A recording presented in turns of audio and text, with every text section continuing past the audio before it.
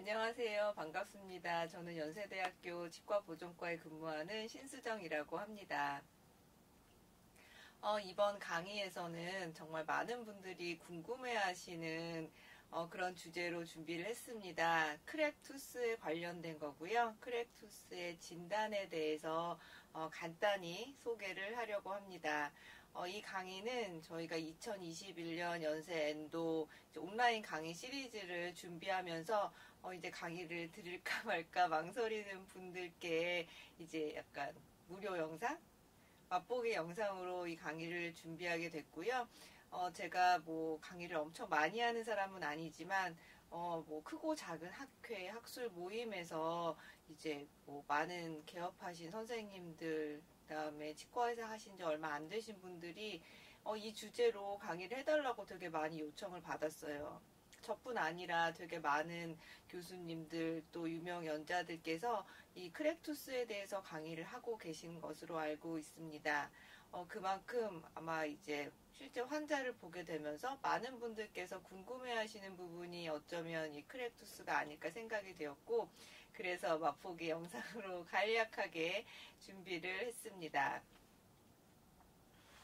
크랙투스는 뭐 진짜 골치 아픈 거 맞는 것 같아요. 저도 치과의사가 된 지 되게 오래됐고, 또 보존과에 있다 보면 아무래도 이렇게 균열 치아를 많이 만나게 되는데, 저도 실제로 환자를 보다 보면 진짜 수월하게 치료를 할 수 있는 부분도 있지만, 뭐 치아 우식, 뭐 이렇게 뭐 명확하게 진단이 되는 경우, 반면 이 크랙투스는 정말 시간도 오래 걸리고 치아를 찾는 거, 그 치료를 한 이후에도 과연 이 치아를 잘 쓸 수 있을까 늘 걱정되고 골치 아픈 게 맞는 것 같아요.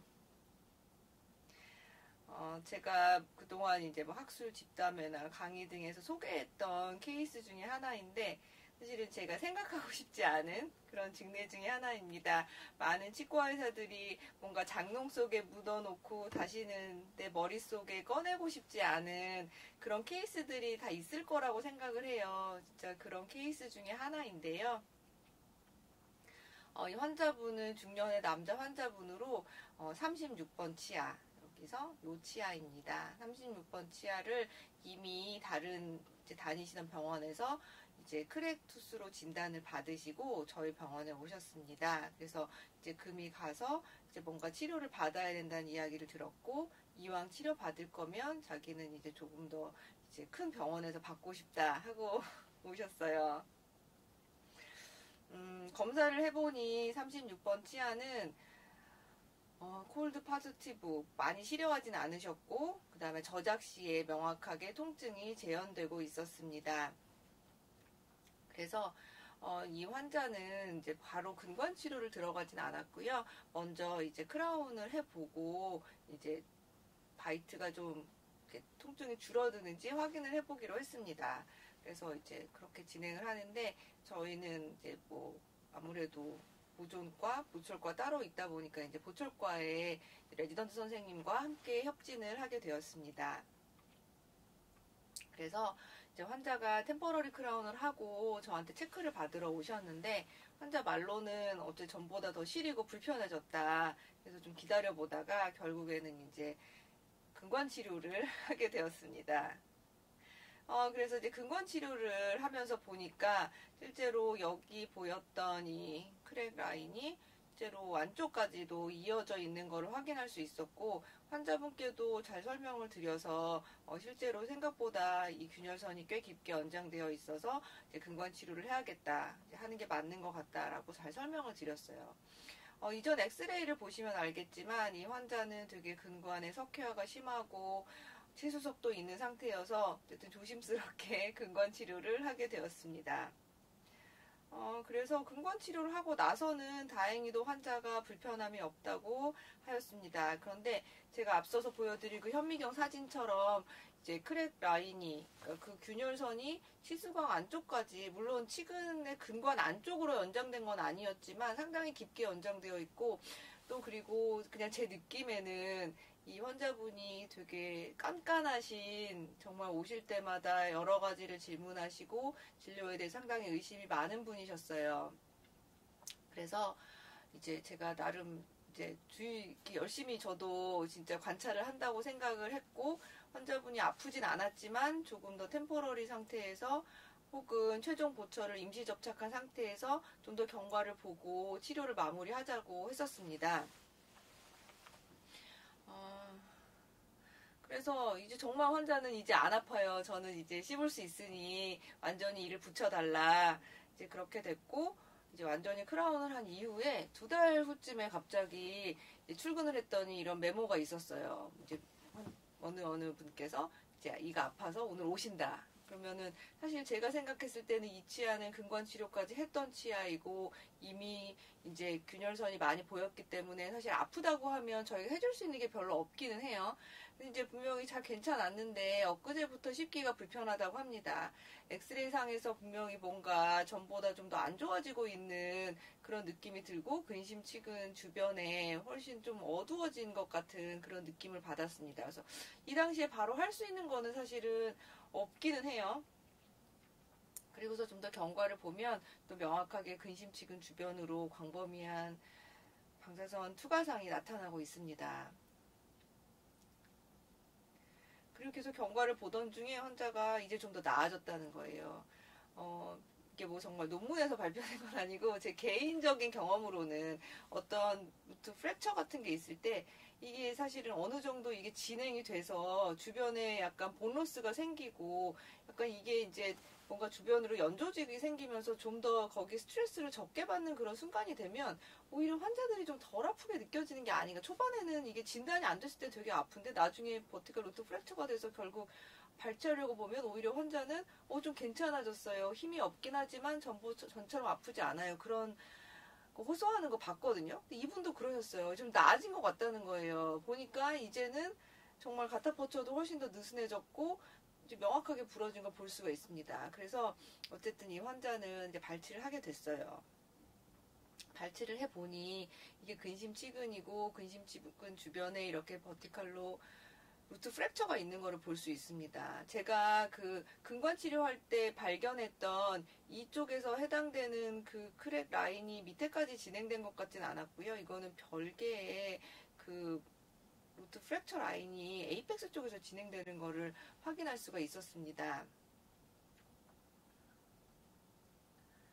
그래서 초반에 이 환자 엑스레이를 다시 한번 보면 이게 어쩌면은 이 버티컬 루트 프랙처라는 게 사실은 남성분들 교합력이 센 경우에 근관 치료 없이 어떤 수복물 없이도 에이펙스 쪽에서 진행될 수 있다는 연구 보고들이 많이 있고 실제로 임상에서도 환자 중에서도 그런 거 발견하시는 분들 계실 거예요. 그래서 아마 그런 게 원인이 아니었던가 저는 싶기는 한데 잘 모르겠어요.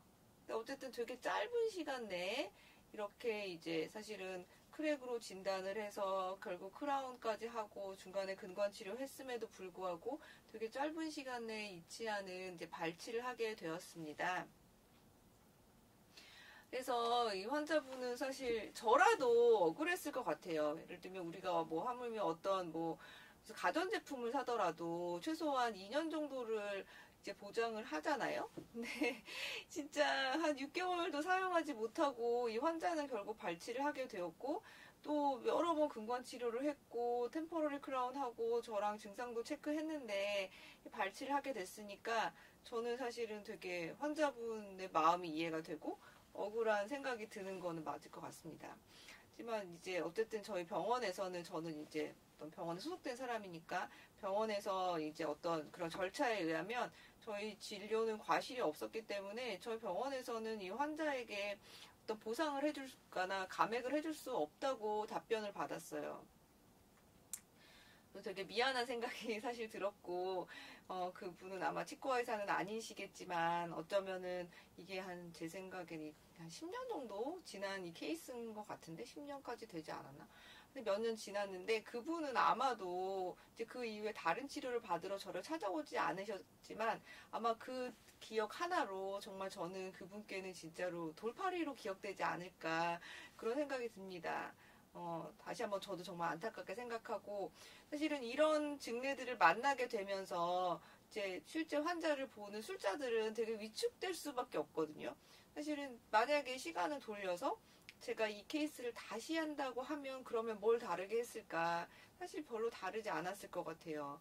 결국 아프면 근관 치료하고 또 임시치 해놓고 몇 달 기다리고 그러고 괜찮으면 이제 이 씌워서 또 계속 보고 똑같을 것 같은데 사실 이런 케이스를 안 만나고 살 수는 없어요. 환자를 보는 이상. 그러면 나는 이렇게 크랙으로 의심되거나 조금만 이상하면 또 다 발치를 할 것인가. 또 그것도 아니잖아요. 그래서 참 어렵습니다. 그래서 이 강의를 들으시는 선생님들께서도 정말 보아보존과에서 이제 정말 매일매일 이렇게 뭐 근관 치료하고 또 크랙 진단하고 하는 저도 때로는 이렇게 어려움을 겪는다는 거를 한번 봐주시고 또 선생님들이 어려운 케이스를 만났을 때 힘을 얻으셨으면 좋겠습니다. 그래서 이제 크랙에 대해서 한번 알아보려고 합니다. 크랙은 그냥 우리는 뭐 크랙, 균열선이라고 하지만 실제로 크랙 투스라고 하는 거는 어떤 균열선이 이제 덴틴 안쪽까지 진행되면서 뭔가 이렇게 뭐 덴틴이나 플루이드의 움직임이 있던지 치수 쪽에 뭔가 자극이 되면서 환자가 통증을 느끼게 되는 거죠. 대부분은 이제 환자가 씹었다가 뗄 때 시큰한 증상을 호소하게 되고요. 이게 조금 더 진행이 되면은 이제 이가 반으로 갈라지는 스플리트 투스가 됩니다. 그래서 이게 좀 더 진행이 되는 거고요. 그거랑 상관없이, 물론 상관이 없다고 할 수는 없지만 표면에만 있는 잔금들이 있는데 이거는 특히 에나멜에만 국한되어 있는 잔금들이 많이 있어요.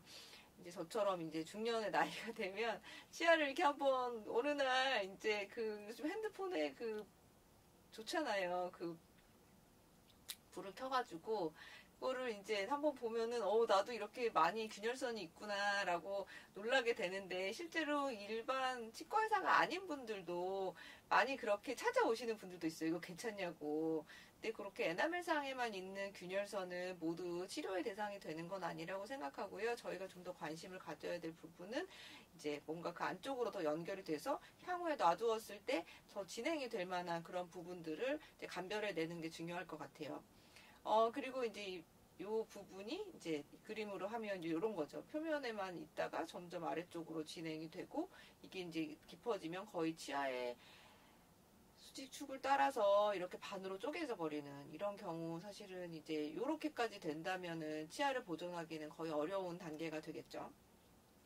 반면 이제 프랙처드 커스프라는 거는 이제 어떤 커스프 하나만 이렇게 날아가는 건데요.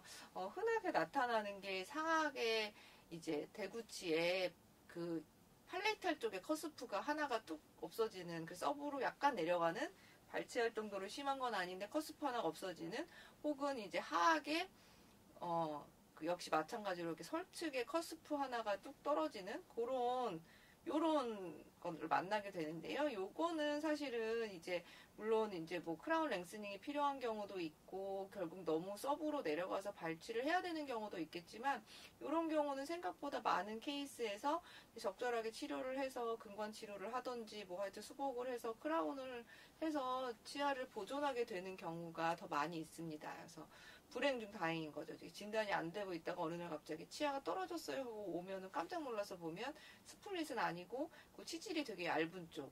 대부분은 이제 그 수복물이 있고 그 남은 치질이 되게 얇게 있을 때 거기에 이렇게 잔금이 생기면서 또 부러지는 이런 일이 가끔 생기는 것 같습니다.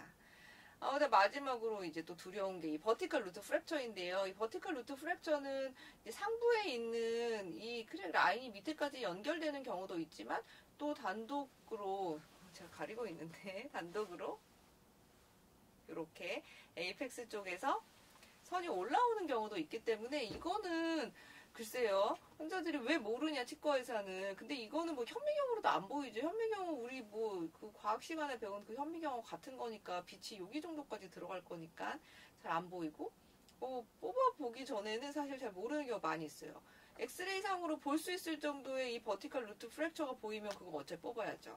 그래서 이렇게 구별이 되고 새로 이제 임상 술자로서 생각해 보아야 될 거는 이제 크레이지 라인은 잘 감별해서 치료가 필요하지 않고 대신 이제 환자가 뭔가 딱딱한 걸 많이 씹던지 뭐 이가리가 있던지 뭐 향후 크랙이 될 것 같으면 그거를 잘 이제 얘기해서 더 이상 나빠지지 않도록 하는 그런 처치가 필요할 것이고 크랙 투스는 이제 증상이 있고 치료가 필요한 건데, 요게 이제 제가 생각하기에는 크랙투스라는 게 물론 캐리어스도 마찬가지예요. 캐리어스도 우리가 어떻게 관리를 잘 못하는 부분이 캐리어스가 생기는 건데, 그게 평생 동안 괜찮은 것보다는 그 부분에 또 잘 썼거든요. 왜냐면은 그 부분이 취약한 부분이니까.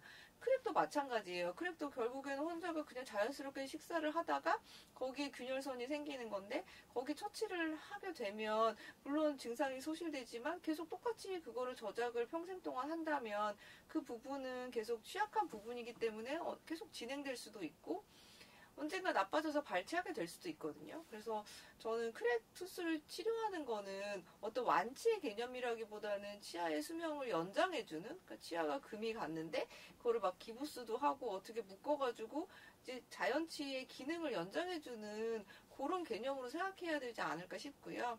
스플릿가 된 거는 이게 이거 어떻게 묶어서 아니면 접착제를 붙여달라 많은 그런 얘기를 듣는데요. 제 생각에는 이거는 발치하는 게 좋을 것 같고, 아까 말씀드린 이 프랙처드 커스프는 상대적으로 수복을 잘 할 수 있다면 그냥 다른 우식이 있거나 이런 치아처럼 사용할 수 있을 것 같습니다. 버티컬 루트 프랙처는 이제 치근을 따라 수직으로 생긴 파절이기 때문에 요거는 발치 혹은 치근 절제가 필요합니다. 그래서 어떤 강의를 했을 때 이제 크랙투스에 관해서 1시간짜리 강의도 있을 것이고 반나절짜리 강의도 있고 지금처럼 이런 짧은 맛보기 영상도 있겠지만, 저는 이제 강조하고 싶은 건 그거예요. 크랙투스 같은 경우에는 이제 진단이 좀 어렵기 때문에 진단을 정확하게 잘 해서, 그리고 적절한 치료를 해서 최대한 오래 쓸 수 있도록 도와주자, 이런 데 개념을 가지면 될 것 같고, 버티컬 루트 프랙처는 역시 진단이 어렵습니다. 그래서 이게 빨리 진단을 해서 환자가 엉뚱한 치료, 잇몸 치료를 계속 받는다든지, 혹은 장기적으로 항생제를 복용하다가 결국에는 발치를 하게 된다든지, 아니면은 수차례의 재근관 치료를 거듭하면서 고생만 하다가 발치하게 되는 경우 많이 있는데요. 요런 것들을 이제 좀 줄여주자, 이런 목표로 저는 실제로 환자 볼 때도 임하고 있고, 또 제가 강의할 기회가 있으면 그런 부분을 강조하고 있습니다. 왜 크랙투스를 진단하는 게 어려울까요? 일단 증상이 정말 명확한 경우도 있고, 정말 그 부분을 딱 찍어서 왔는데 거기 진짜 딱 크랙이 보이고 재현이 되고 진단이 되는 경우도 있지만, 그거보다는 되게 애매한 상태로 옵니다. 대부분은 치과에 오는 거를 싫어하시기 때문에 어느 정도 증상이 진행이 됐는데, 대부분은 이게 위인지 아래인지 맨 뒤에 치아인지 그 앞에 치아인지 잘 모를 때가 있어요. 그래서 이제 흔하게 이가 시큰해요, 시려요, 이런 표현을 많이 하시고, 그 다음에 어쩌다 깜짝 놀라게 아파서 그쪽으로 무서워서 못 씹는다고 하는데 그게 빈도가 어느 정도인지 좀 애매할 때가 많이 있습니다. 그 다음에 두 번째로 원인치 찾기가 어렵고요. 그 다음에 이게 또 특징적으로 어떤 균열치를 하나 가지고 있는 사람은 그 치아 하나하나 씹는 게 아니라, 예를 들면 그 대합치도 역할을 할 것이고, 반대쪽에도 똑같이 비슷한 식습관과 그 다음에 교합력과 치아 구조를 가지고 있기 때문에 여러 개일 수도 있어요. 여러 개 그 균열선이 보이고, 저는 이게 아래인지 위인지 잘 감별을 못할 때도 있습니다. 그리고 원인 치아, 아픈 치아를 찾았는데 이게 크랙 때문인 건지 아니면은 예전에 수복물 때문인 건지 턱관절의 문제 때문에 근육통 때문에 모를 때가 있어요. 좀 애매할 때가 있어요. 그 다음에 치료할 때 문제는 저희가 이제 흔히 대구치 같은 경우에는 온레이를 하든지 크라운을 하든지 결국에는 그 크랙을 포함한 상당한 양의 치질을 깎아야 되는데, 특히나 이제 바이탈 치아인 거죠.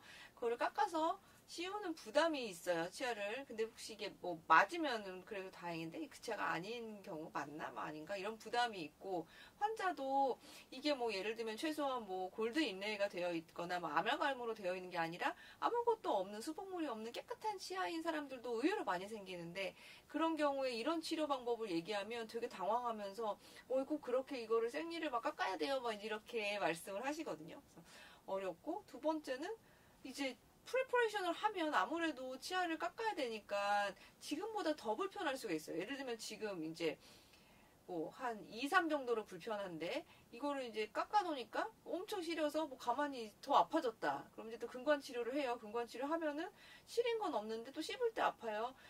그래도 리엔더를 하다가 또 파일이 부러져요. 이런 스토리가 너무 흔하잖아요. 저도 많이 보는데 그래서 술자로서는 참 자신이 없고 또 임상 경험이 짧은 초보 치과 의사일수록 정말 두려운 거죠. 내가 진짜 이거 해도 되나? 그리고 이제 치료 과정 중에서 이제 근관 치료에 관한 부분. 근관 치료는 모두 다 필요한 건 아니고요. 한 10명 중에 한 2명 정도 바이탈 케이스에서 근관 치료가 필요한 것으로 알려져 있는데 이게 이제 근관 치료를 이제 하게 되면 결국에는 환자가 안 아픈 경우는 참 고맙지만 이 계속 뭔가 좀 불편한 경우가 남았는데 이게 결국 남아있는 크랙 때문인지 혹은 근관 치료 때문인지 숫자는 되게 애매할 때가 많이 있습니다.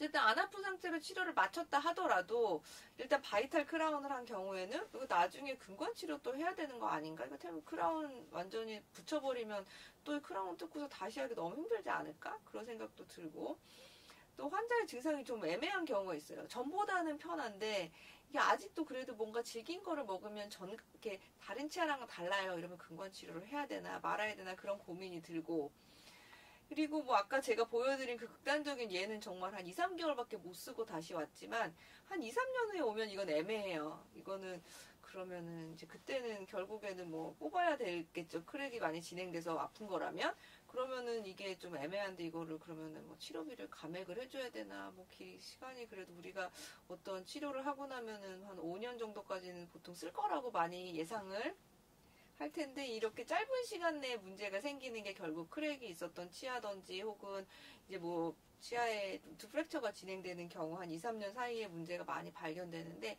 그럴 때 참 술자로서는 어렵습니다. 정답은 없는 것 같아요. 정답은 없는 것 같습니다. 저도 그렇게 생각하고요.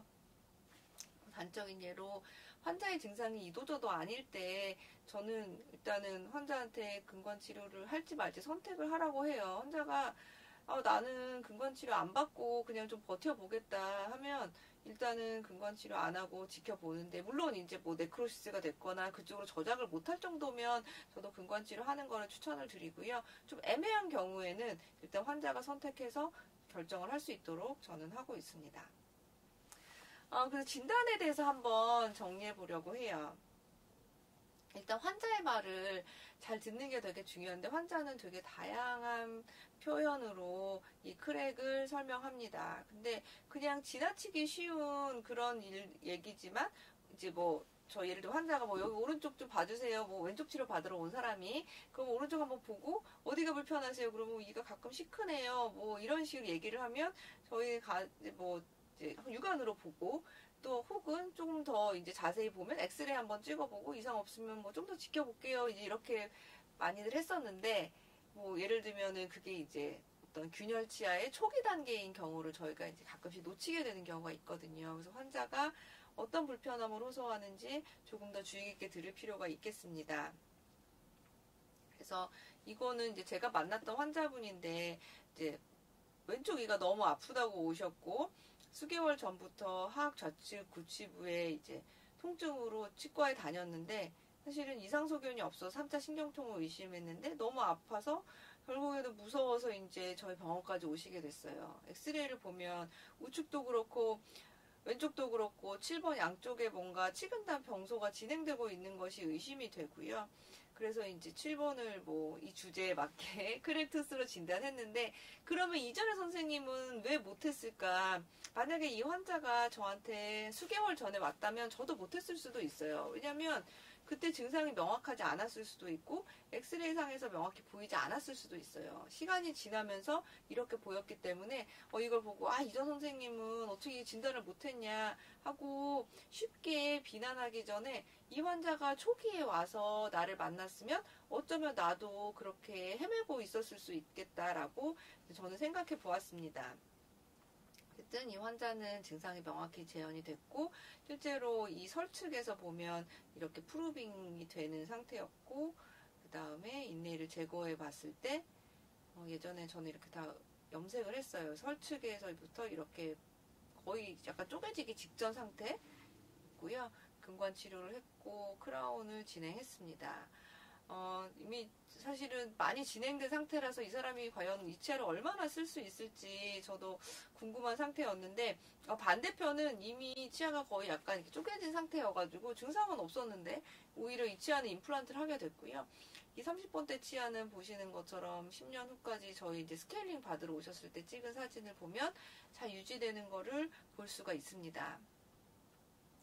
그래서 환자의 말을 되게 주의 있게 듣고 뭔가 씹을 때 깜짝 놀라게 아파요. 뭐 이런 증상들, 이거를 이제 크레투스가 아닐까 의심해 보는 거는 되게 도움이 될 것 같고요. 그 다음 단계는 일단 증상을 재현해 보는 게 되게 중요해요. 환자는 아래가 아프다고 하는데 그게 아닐 수도 있고, 뒤쪽이라고 생각했는데 그거보다는 소구치 부위일 수도 있거든요. 그래서 증상을 재현을 해야 되는데, 저희 여러 가지 진단 검사 방법 중에서 일단은 저작 검사를 통해서 환자가 씹을 때 아프니까 혹은 아주 시리니까 그거를 이제 재현을 해보는 게 중요하고요.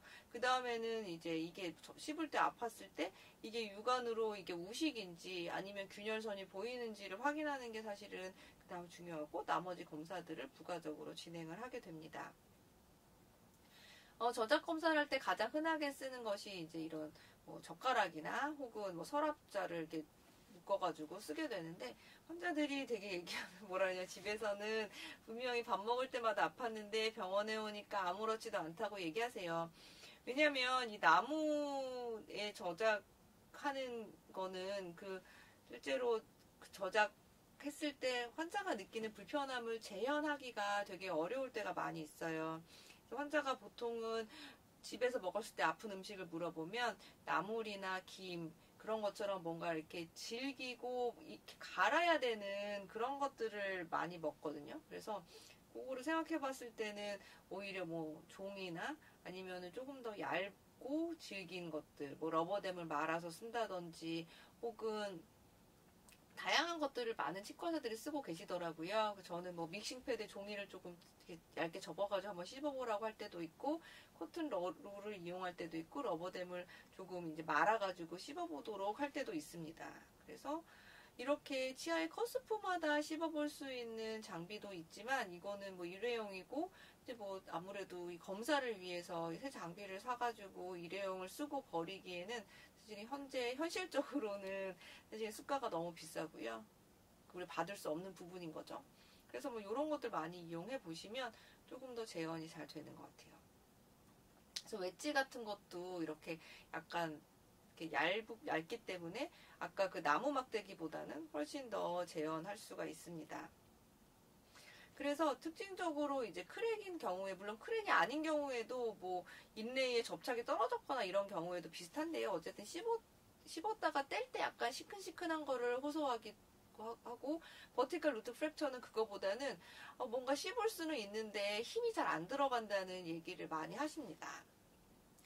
육안으로 확인하는 방법은 이제 이렇게 뭔가, 이거는 이제 레진 큐어링으로 한번 비춰보는 건데, 이게 뭔가 라인이 있으면 이제 빛이 통과를 하면서 거의 꺾이는 점이 있기 때문에 좀 더 어둡게 보이는 거 확인할 수가 있고요. 요즘에 많이 쓰시죠. 뭐 그런 형광을 이용해서 우식 진단하는, 최근에 이제 그런 보험에 등재돼서 많은 분들이 사용하고 계신 걸 알고 있는데, 저희가 이제 큐레이라고 하는 그 장비를 이용하면 우식뿐 아니라 실제로 이렇게 크랙을 확인하는 데도 많이 도움이 돼요. 예를 들면 환자가 이제 이렇게 치아에 금이 보여서 걱정이 돼서 왔는데, 제가 봤을 때는 물론 선이 보이지만 이거를 형광을 이용해서 보면 실제로 이렇게 뭐 어떤 틈이 있거나 그런 건 아니고, 어쩌면 이분은 에나멜 그냥 크레이지 라인일 수도 있기 때문에 좀 더 경과를 보자고 추천했어요. 반면 이게 실제로 많이 진행된 경우는 우식처럼 그 안쪽으로 뭔가 세균이 들어갔기 때문에 이렇게 좀 더 붉은색으로 관찰이 됩니다. 그래서 사실은 치아에 염색하지 않고 엑스레이 찍지 않고 또 환자가 잘 볼 수 있게 상당히 도움을 주는, 그러니까 환자뿐 아니라 술자 자신을 보호하고 조금 진료에 대해서 확신을 가지고 할 수 있도록 해주는 되게 고마운 장비라고 저는 생각해요. 그래서 이 장비가 지금은 이제 되게 우리 어린이들의 우식을 진단하는데 이제 보험 적용이 되고 있지만, 사실은 이 치과 의사에게 더 도움이 되기 위해서는 이런 크랙을 진단할 수 있는 장비로 이제 저희가 어떤 수가를 받을 수 있다면 좀 더 적극적으로 많은 치과의사들께서 사용하실 수 있고, 저희도 좀 더 도움을 받을 수 있을 거라고 생각합니다. 아니면 이제 이렇게 현미경을 이용해서 라인을 보는데요. 많은 분들께서 생각하시는 게 뭐 현미경이 있으면 뭐 어디 뿌리 끝에 있는 뭐 크랙도 보이고 루트 프랙처도 보인다 생각하시지만 그 정도까지는 아니에요.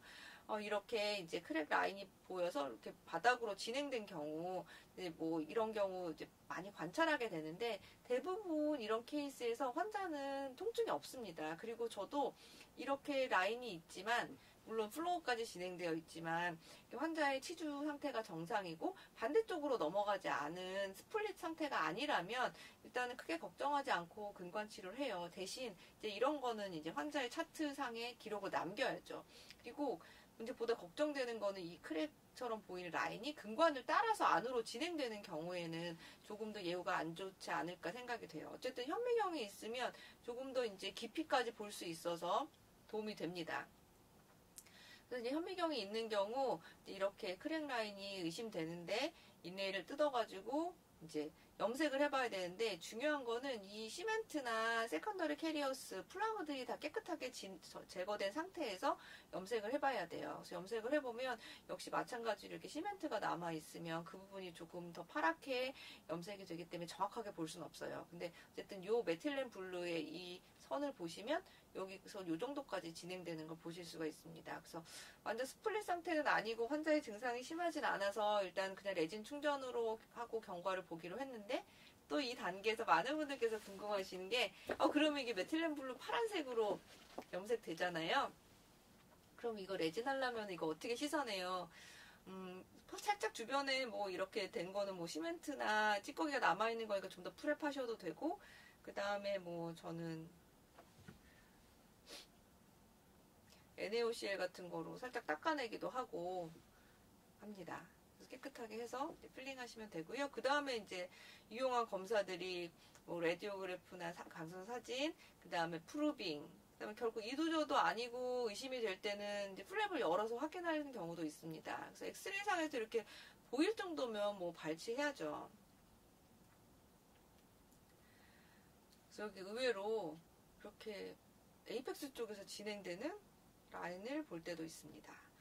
프루빙은 이제 크랙 라인이 있을 때 어느 정도 진행됐는지를 확인할 수 있는데, 프루빙 되게 아프잖아요. 이제 잇몸 쪽을 뭔가 메탈이나 아니면은 좀 페인 덜 할 수 있도록 플라스틱 팁이 나와 있긴 하지만 그거를 찌르는 거기 때문에 좀 아파서 애매한 경우에는 이제 근관 치료 하기 전에 마취를 해놓고서 프루빙을 하게 될 수도 있겠습니다.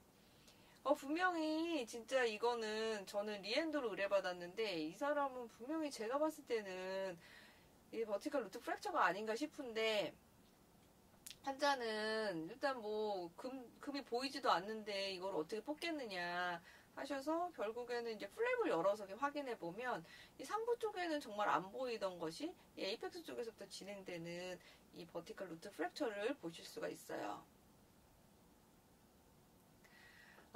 저희 감별해야 될 그런 증상들이 하지만 치아 우식 혹은 아까 말씀드린 것처럼 인레이가 그러니까 접착이 일부만 떨어졌을 때 그러니까 떨어졌으면 쑥 빠질 텐데 그게 아니라 그 수복물의 접착이 일부 떨어졌을 때, 특히 클래스 2 같은 경우에는 어느 한쪽만 붙어 있고 한쪽에 떨어졌을 때 그게 약간 온도나 어떤 그런 거 이렇게 저작이 되면서 되게 강한 통증을 유발하고 이것이 크랙과 되게 혼동이 될 때가 있거든요. 그래서 그런 경우는 이제 수복물을 제거해보고, 수복물이 많이 시멘트 워시아웃이 있고 하방에 크랙이 없다면 수복만 다시 해보고 좀 경과를 보기도 합니다.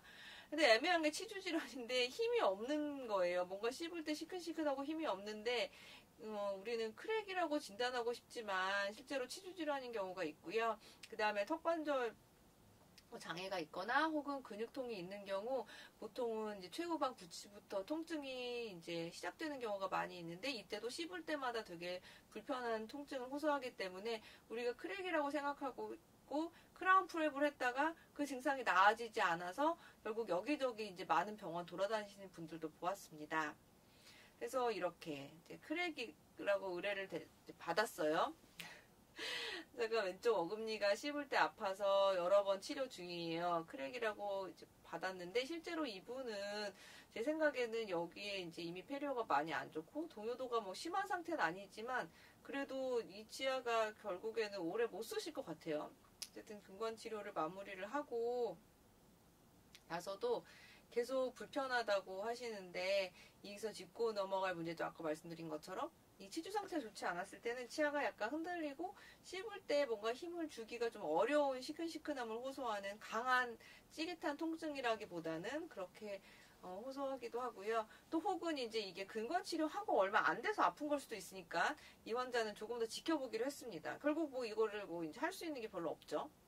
그래서 이제 불편하지 않다고 해서 오셨는데 아마도 이제 근권 치료를 하고 나서 증상이 조금 좋아진 것 같아요. 그렇지만 제 생각에는 이 부분이 개선되지 않는다면 저는 아마도 다시 오지 않을까. 결국에는 우리가 치주가 안 좋은 치아들을 근권 치료하게 되면서 참 만나는 어려운 점 중에 하나라고 생각합니다. 그래서 마지막으로 한번 이제 크랙투스를 치료하는 타임테이블을 정리해보면 제1단계는 정확한 진단을 하는데 그 진단은 환자의 증상을 한번 재현해보는 건데요. 물론 엄청 심각하게 환자는 안 아픈데 뭔가 인내 옆에 뭐 크랙 라인이 벌어져 있고 그런 경우는 잘 설득해서 치료를 해야 되는데 여기서 중요한 거는 환자가 어딘가가 아파서 나를 찾았는데 그 아픈 치아를 잘 찾아내는 게 사실은 환자와의 좋은 관계를 이렇게 만들어갈 수 있는 첫 번째 단계일 거라고 생각해요. 예를 들면 내가 심각한 거를 먼저 치료하는 게 아니라 환자의 주소를 해결해주는 거에 좀 더 처음에 포커스를 맞추어야 할 거고요. 그런 의미에서 환자의 증상이 재현되어야 하고 정확하지 않은 경우에는 저는 조금 더 경과를 보기도 합니다. 그래서 한 2, 3개월 있다가 다시 보아서 증상이 명확해지면 그 치아를 치료하게 되기도 하고 때로는 증상이 없어질 수도 있어요. 그러니까 뭐 특별히 이유 없이 환자가 오랫동안 이제 지내보니까 다시 그 증상 없어 멀쩡하게 쓰는 경우도 많이 봤거든요. 그래서 증상이 애매하고 진단이 되지 않는 경우에는 저는 바로 치료에 들어가진 않습니다. 아까 설명드렸죠. 네, 모두 다 크랙은 아니에요. 크랙 강의를 들으면 항상 다음날 만나는 모든 환자들이 크랙이 아닐까 의심이 되지만 아닌 경우도 많이 있습니다. 그리고 원인 치아가 바이탈 펄프인 상태로 씹을 때만 증상이 있을 때 저는 일단은 기존 수복물이 있으면 한번 제거를 해보고 그 밑에 있는 크랙 라인의 범위를 확인을 해봐서 뭐 수복물이 오래돼서 그런 건지 혹은 크랙이 있긴 하지만 그 부분이 정말 아주 작고 증상이 심하지 않으면 어떤 접착성 수복물로 아니면 인레이로 할 수 있는지 온레이로 할 수 있는지 보고요. 이게 대구치 부분에서 상당히 많이 진행되고 잘못하면 반대쪽으로 넘어가게 생겼다. 스플릿이 될 것 같다고 하면 이제 크라운을 고려하게 되는데 이때 먼저 바로 이제 근권 치료하는 건 아니고요. 임시 치아를 먼저 해보고 증상이 있으면 이제 그때 근권 치료하게 되는데 그 확률은 한 20% 정도로 설명을 드립니다. 문제는 많이 진행이 된 경우에요. 이미 괴사가 된 경우에는 사실 크랙 라인이 그거 되게 깊게 진행이 된 거기 때문에 이후에 치료를 잘 한다 하더라도 얼마 못 가고 또 발치하게 될 수도 있거든요. 그래서 이제 근권 치료를 하게 되는데 때로는 이제 근권 치료하는 날 템포럴 크라운을 먼저 해놔야 될 수도 있어요. 혹은 뭐 교정용 밴드를 끼던지 왜냐면 근권 치료하는 사이에 치아가 부러져 버릴 수도 있거든요. 그리고 예후가 만약에 의심스럽다면은 이제 보철물을 임시로 붙여놓던지 혹은 임시로 이제 레진 크라운을 하는데 이 크라운을 해놓으면 환자들이 거의 한 2, 3주마다 와서 뭐 크라운에 구멍이 났네, 빠졌네 막 계속 그러거든요. 그래서 만약에 이 사람을 한 2, 3개월 내가 보겠다 하면은 임시 레진 크라운을 그냥 딱 레진 시멘트로 붙여놓고서 그냥 증상을 보게 되는 거죠. 그리고 역시 마찬가지로 이렇게 괴사까지 돼서 우리가 근권 치료를 하고 살린 그 크랙 치아는 어떤 완치의 개념보다는 치아의 수명을 연장시켜주는 의미로 환자한테 너무나 큰 기대를 하지 않도록 치료를 마무리하고 잘 살펴보는 게 좋을 것 같습니다. 네, 오늘 맛보기 강의는 여기까지예요. 사실 크랙 때 치아를 실제로 치료하고 또 예후를 관찰하는 과정에 대해서도 많은 분들이 궁금해 하실 거예요. 저도 이 부분에 대해서는 올해 하반기에 이제 뭐 강의가 좀 예정되어 있어서 더 완성도 있고 더 최근에 업데이트된 정보를 이제 해서 좀 더 좋은 강의를 해서 또 저희가 내년 2022년 연세 엔도 이런 온라인 강의 시리즈를 준비하게 되면 그때 또 여러분들께 소개할 수 있었으면 좋겠습니다. 이 강의를 들으신 정말 분들이 끝까지 계시다면 감사드리고요. 그 다음에 우리가 연세 엔도 온라인 강의는 사실 저희가 봄부터 지금 오늘 이제 7월 정말 더운 7월 15일인데요. 열심히 준비를 했습니다. 그래서 이 강의를 통해서 이 근관치료를 궁금해 하시고 혹은 근관치료를 예전에 많이 공부하셨는데 또 최근에 좀 이제 뭐 많이 관심이 없으셨던 또 개업하신 선생님들께 도움이 됐으면 좋겠고 무엇보다 이제 근관치료를 시작하신 지 얼마 안 되는 새내기 치과의사 선생님들께 이 강의 시리즈가 도움이 되는 의지가 되는 그런 강의였으면 좋겠습니다. 선생님들께서 혹시 강의를 들으시다가 궁금하신 점이 있다면 여기 나와 있는 이메일로 저한테 연락해 주시면 뭐 제가 성심성의껏 답변 드리도록 하겠습니다. 이렇게 직접 만나지 못하고 언젠가 만날지 모르는 미래에 제 강의를 들어주시는 선생님들을 대상으로 참 이 온라인 강의를 준비하면서 저도 재미있고 또 제 나름대로 또 많이 배우고 성장할 수 있는 기회가 되어서 감사하게 생각하고요. 그거는 아마 이 강의를 들으시는 선생님들께도 또 그런 도움이 되었으면 하고 바라봅니다. 감사합니다. 제 강의는 여기까지입니다.